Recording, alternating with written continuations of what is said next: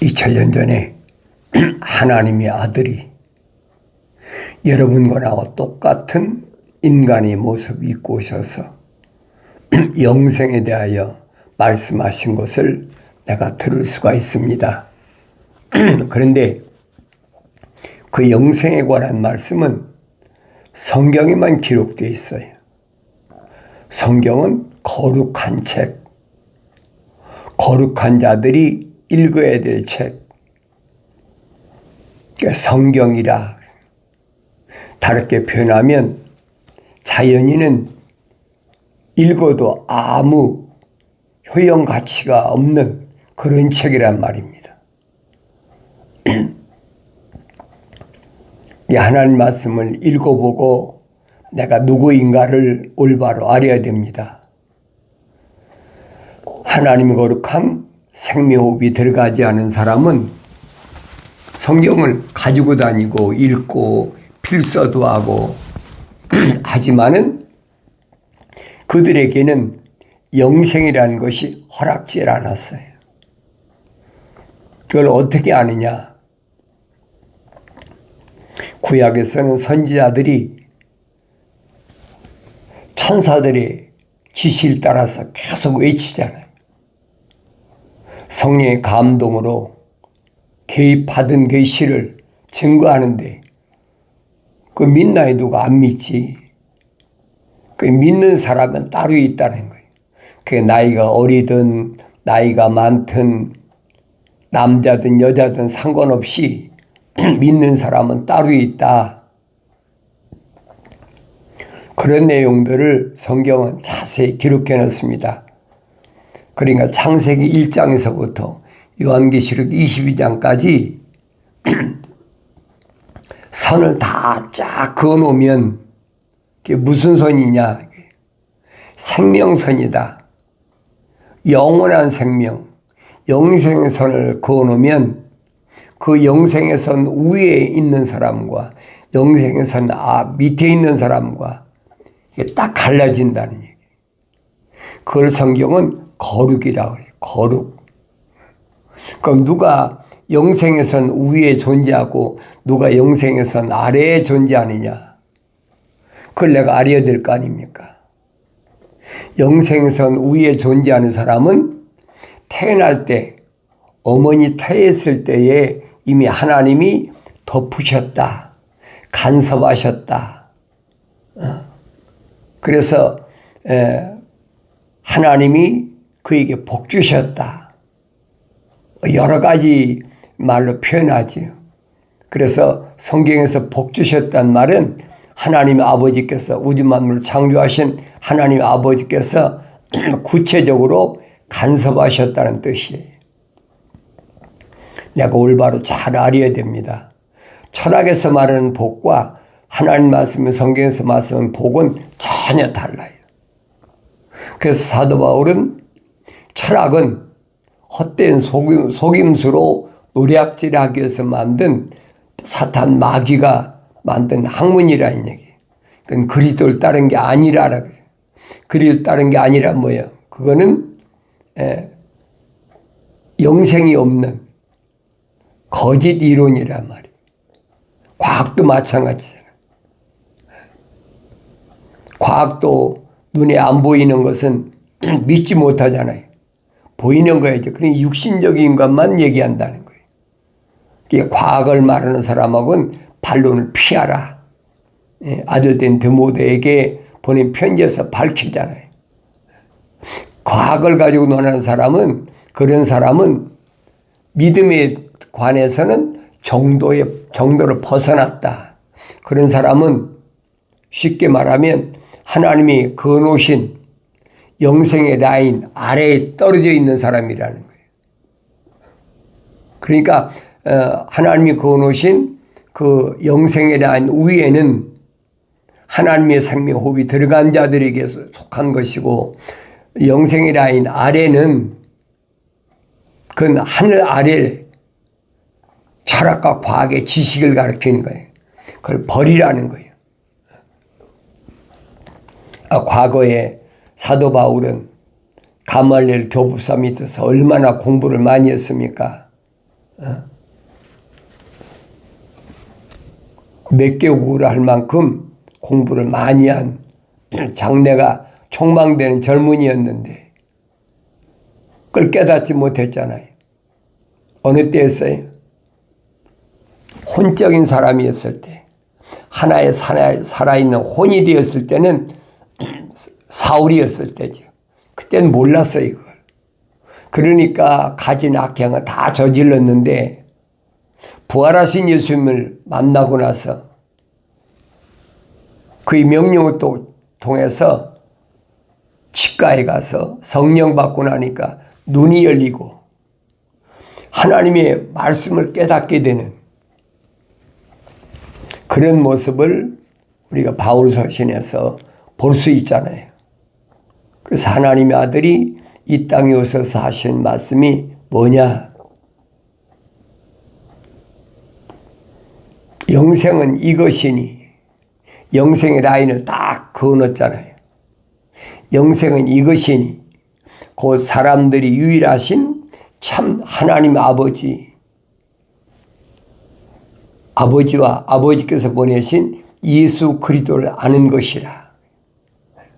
그러니까 영생이라는 이 라인 위에는 하나님의 아버지에 대하여 또 아버지께서 보내신 아들 독생자 예수 그리스도에 대하여 다 기록되어 놨다는 거예요.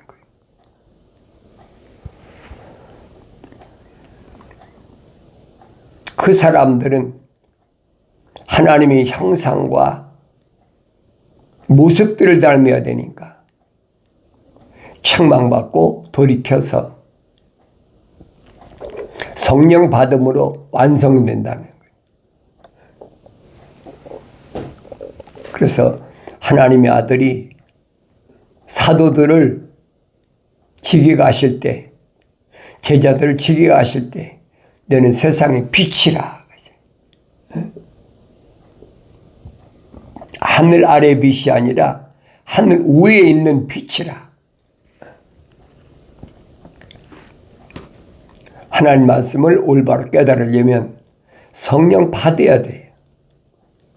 그 나의 책망을 듣고 돌이키라. 내 영을 부어서 내 말들을 알게 하리라. 약속하신 말씀을 기억하셔야 돼요. 그 내가 성경을 안 읽고는 하늘의 음성을 들을 수가 없어요.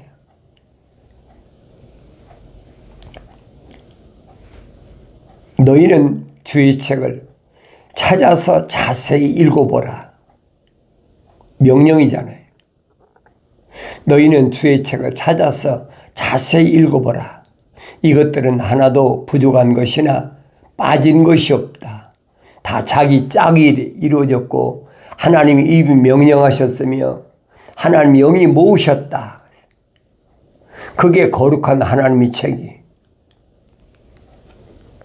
다르게 표현하면 하나님의 아들이 창세기 1장부터 요한계시록 20장까지 그어놓은 영생의 라인이란 말이에요. 그걸 볼 수 있어야 돼요. 아무나 보는 것이 아니에요. 반드시 책망받고 돌이켜서 성령 받아야 볼 수가 있는 거예요. 성경을 돈 주고 사가지고 또 선물 받아가지고 읽고 참 좋은 책이다. 그러나 하늘 아래 지식으로는 도저히 받아들일 수 없는 책이잖아요. 하나님의 아들이 와서 뭐라고 말씀하십니까? 세상에 있는 자를 아비라 하지 말아라. 여러분 철학적으로 윤리와 도덕적으로 그게 통하는 얘기입니까? 나를 낳아준 아버지를 보고 아버지라고 하지 말아라. 그거 어떻게 이해하겠습니까? 이해가 되겠어요? 자기를 낳아준 아버지를 보고 아버지라 부르지 말아라?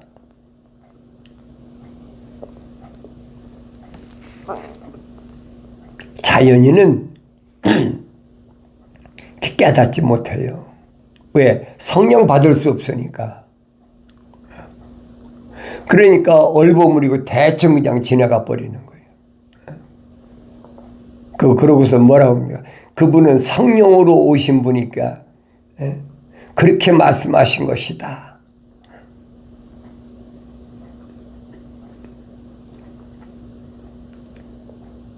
또 뭐 여러 가지로 설명하잖아요. 어떤 사람은 요셉이 자기 친아버지가 아니다. 성령으로 잉태하셨기 때문에 자기를 낳은 아버지가 아니다. 그래서 한 말이다. 여러 가지 궁색한 변명을 하고 별의별 상상을 하고 추측을 하잖아요. 근데 그 말을 깨닫지 못하니까. 그러면 요셉은 그렇다고 그러면 마리아는 뭡니까? 누가 내 형제고 자매고 모친이냐? 그건 뭐라고 얘기할 거예요? 자기를 기른, 젖을 먹여 기른 어머니를 가리켜서 여인이여 나와 무슨 상관이 있습니까? 누가 내 모친이냐? 면전에서 그건 뭐라고 할 겁니까? 자기하고 같은 젖동생이죠. 남자 동생 넷과 여동생이 왔는데 누가 내 형제고 자매고 모친이냐? 그 여러분 윤리와 도덕적으로 어떻게 해석할 거예요? 지금 부모 형제도 모르는 세상 말 뭐라고 그럴 겁니까? 불황무식한 자다. 그럴 거 아닙니까? 그러게 제정신이 아니라는 거예요. 왜 깨닫지 못하니까. 그러나 하나님의 거룩한 생명의 호흡이 들어간 사람은, 올바로 깨닫는 사람은 그게 무슨 말인가 알죠? 그래서 우리가 하나님의 아들이 하신 말씀, 영생의 그 타임라인에 내가 서 있다 그러면 나는 위에 서 있나 아래에 서 있나? 아래에 있나? 위에 있는 자가 아래에 있는 자인가? 나 자신을 비춰보라는 얘기예요. 성경은 그걸 막 보여주고 있거든요. 영생이라는 라인에 위에 서 있는 자하고 아래에 떨어져 있는 자, 영생이라는 라인에 이르지 못할 자, 그 두 가지가 있어요. 그러니까 하나는 어머니 태에서부터 하나님의 생명 호흡이 들어간 자, 그래서 성령 받아 완성된 자. 하나는 하나님이 간섭지 않으셔서 자연인으로 그렇게 태어난 사람. 둘로 사도 바울이 정확히 갈려놨잖아요. 그러니까 하나님의 거룩한 생명호흡이 안 들어간 사람은 성령의 일을 받을 수가 없다는 거예요. 태어날 때부터. 그걸 뭐라고 하겠습니까? 성경만이 가르쳐주고, 성경만이. 내가 아무리 영생이라는 라인 밑에서 내가 힘쓰고 애쓰고 별의별 다 해도 영생이라는 라인 위에는 못 올라가요. 갈 수가 없는 거예요. 성경만이 가르쳐주고 있잖아요. 이 하나님의 아들은 2000년 전에 육신이 몸을 입고 오셔서 정확하게 설명해 주고 있잖아요. 뭘 설명해 주겠느냐? 마태복음, 마가복음, 누가복음, 요한복음에 보면 하나님의 아들에 대해서 제각각 다 설명이 달라요. 왜 그러느냐? 사방에서 하나님의 아들을 조명한 거예요. 동쪽에서, 서쪽에서, 남쪽에서, 북쪽에서 하나님의 아들 전체를 조명한 것이 그게 사복음서란 말이에요. 예를 말하면 마태는 정면으로 봤다면 마가는 뒷면으로 보고, 누가는 오른쪽으로 봤다면 요한은 왼쪽에서 보고 사방을 조명한 거예요. 이 하나님의 아들이 뭐라고 얘기합니까? 성경을 상고하라. 왜? 성경에 영생이 있다고 생각하는데 그 성경은 나에 대하여 기록한 것이다. 밝혀주고 있잖아요. 내가 안 읽고요 어떻게 합니까?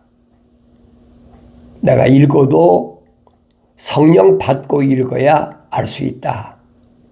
왜? 성령이 말씀하시니까, 성령이 가르치시니까. 성령 받는 방법은 피조물의 방법으로는 절대 받을 수가 없어요. 하나님이 약속하신 대로 나의 책망을 듣고 돌이키라. 그럼 내 영을 부어서, 다르게 표현하면 성령으로 침례받게 해서 내 말들을 알게 하리라. 약속이잖아요. 성령 받기 전에 하나님 말씀을 안다는 말은 그 언어도단이에요. 말도 안 되는 얘기. 근데 하늘 아래 종교는 교묘한 말로 사람들을 미혹하고 유혹해서 노략질 하잖아요. 탈취하고 도둑질하고 강탈해가고 내다봐야 하고. 그 속교 있으면서도 너무 오랫동안 속다 보니까 그게 당연한 것으로 알고 있어요. 그래서 사도들은 어린 자녀들아 속지 마라. 어린 자녀들은 혼적인 사람을 가리키는 게 아니에요. 성령 받아서 어린아이였을 때 하나님의 아들이 말씀하시잖아요. 영이 가난한 자는 복이 있나니 천국이 저희 것입니다. 영이 가난하다는 무슨 말인가? 영적으로 물과 성령으로 거듭난 사람이 얘기해요. 어리잖아요.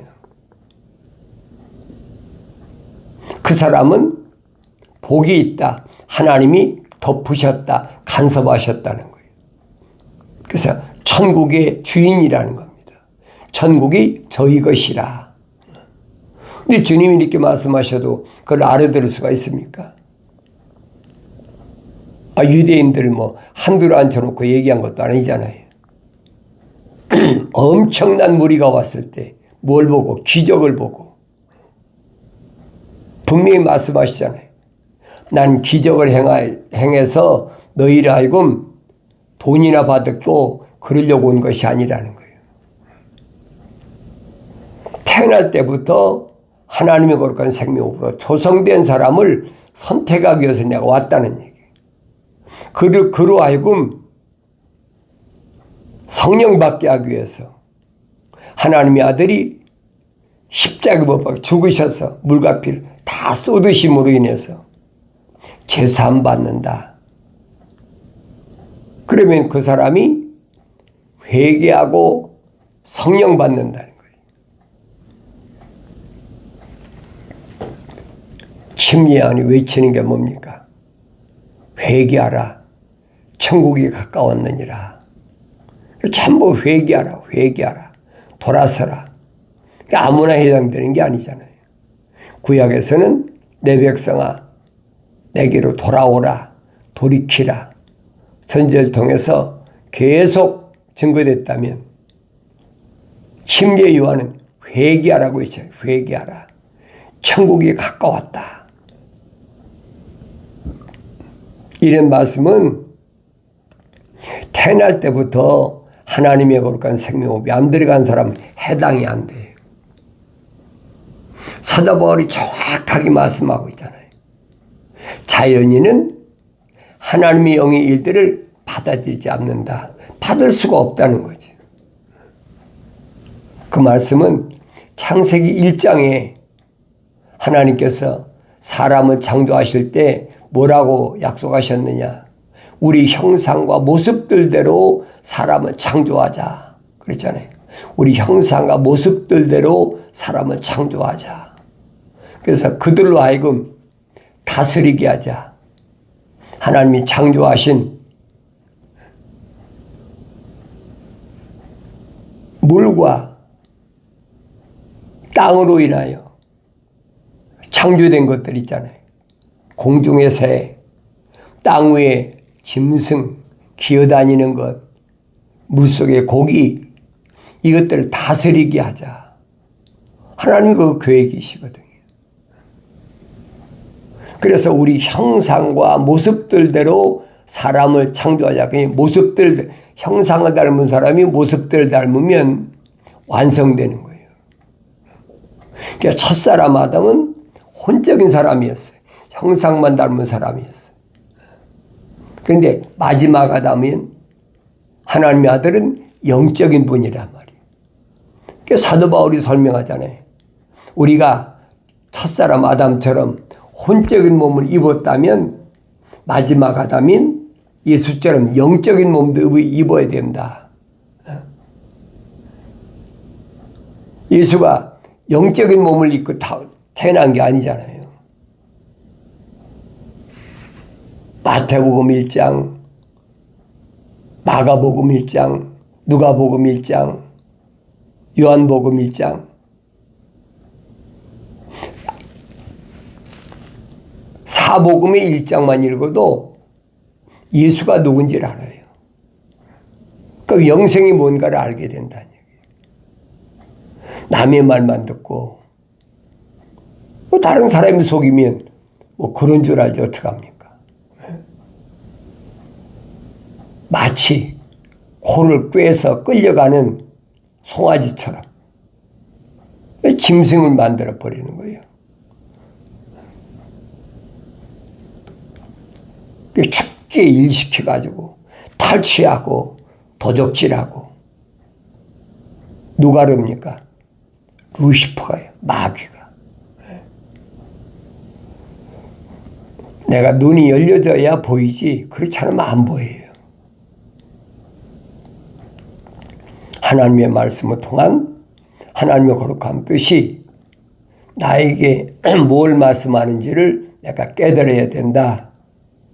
그래서 어린 자녀들아, 이제 그분 안에 거하라. 내가 성령으로 완성됐다면 이제 그분 안에 거하라. 이는 그가 나타나실 때 우리가 담대함을 가지며 그가 오실 때 그의 앞에서 수칠당하지 않게 하려 함이라. 그가 나타나실 때 담대함을 가진다. 성령으로 완성되지 못한 사람은 그가 나타나실 때 그 앞에 나타나지도 못해요. 왜 그렇습니까? 사도 바울이 고린도 지방에 있는 부르심을 받은 교회들에게 보낸 편지에서 밝히잖아요. 주님 재림하실 때 마지막 나팔에 그가 재림하시는데 그때 무덤에 있는 자들이 먼저 일어난다. 무덤에 있는 자가 왜 먼저 일어납니까? 그들은 이 땅에 육신이 살아있는 동안에 책망받고 돌이켜 성령 받은 사람들이 완성된 사람이란 말이에요. 그 사람들이 먼저 일어난다. 부활한다는 거예요. 그리고 살아있는 우리도 그보다 앞서지 못한다. 왜? 우리 몸에 물과 피가 있기 때문에. 그래, 눈 깜짝하세 순식간에 내 몸에서 물과 피가 다 없어지고, 그리고 그들과 함께 공중으로 불려 올라간다는 거예요. 그걸 거짓말로 휴거된다, 랩처라. 듣기 얼마나 좋아요. 그러나 확실히 아세요. 육신을 가진 자가 휴거는 그건 거짓말이에요. 절대 있을 수가 없는 거예요. 왜? 성경에 그렇게 안 돼 있거든요. 내가 주장하는 것이 아니, 성경에 눈 깜짝할 사이에 다 변화된다는 거예요. 그러니까 눈 깜짝할 사이에 변화된다니까 하나님의 능력으로 된다. 그건 거짓말하고 있어요. 하나님의 아들이 능력이 없어서 물과 피를 다 쏟으셨습니까? 하나님의 아들이 물과 피를 쏟으셨으니까 우리는 물과 피를 쏟지 않아도 올라간다? 착각을 유혹하는 거예요. 미혹하는 거예요. 하나님의 아들은 분명히 말씀하시잖아요. 너희가 나를 따라오려거든 그랬어요. 따라오려거든 네 몫에 태인 십자가를 확실히 지고 오라는 거예요. 주님이 대신 져주신 게 아니에요. 내 몫에 태인 십자가는 내가 져야 돼. 만약에 주님이 내 몫에 대한 십자가를 다 지셨다면 그건 성경의 거짓말이에요. 하나님의 아들이 거짓말한 거예요. 속지 말란 얘기예요. 반드시 내가 이제 십자가가 있어요. 왜? 내가 하나님의 아들이니까. 지금 사도 요한이 말하잖아요. 우리가 다 하나님의 아들들이라 칭함을 받는다. 누구로 인해서? 독생자 예수 그리스도의 십자가 보혈로 제사함 받고 나니까 성령 받고 나서 이제 하나님의 아들들이라 복 썼잖아요. 예수 그리스도는 독생자 한 분이지만은 그분으로 인하여 하나님의 아들들이 된 자는 양자라. 사도 바울이 설명하자. 양자. 그러나 하나님 앞에는 똑같이 하나님을 아버지라 부른다. 확실히 설명해 주고 있잖아요.